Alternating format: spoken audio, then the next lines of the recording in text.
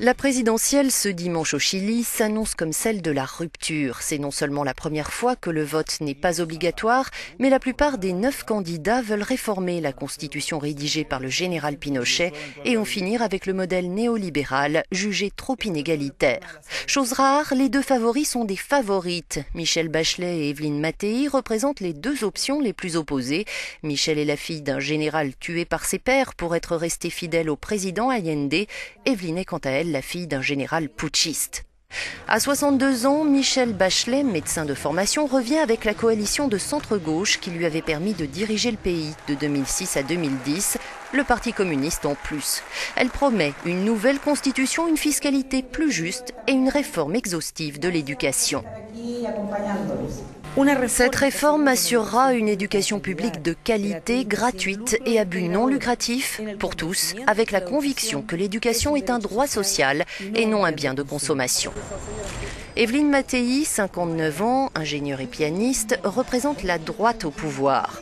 En matière d'éducation, elle propose des primes pour les enseignants les plus performants et des investissements dans les infrastructures scolaires. Notre projet ressemble à l'Allemagne de Merkel, leur projet ressemble à l'Allemagne du mur de Berlin.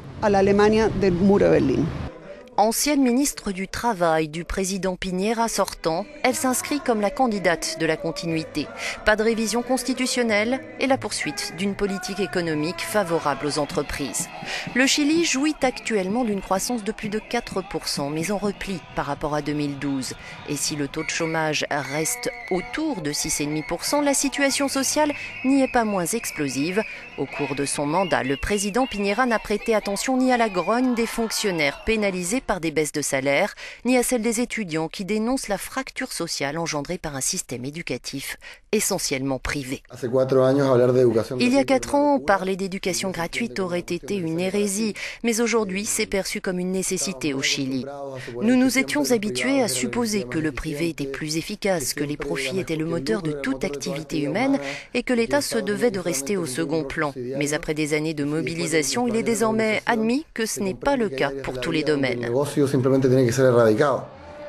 Des manifestants qui entendent rester mobilisés pour obtenir du prochain locataire de la Casa de la Moneda une véritable correction des écarts croissants de revenus et de chances.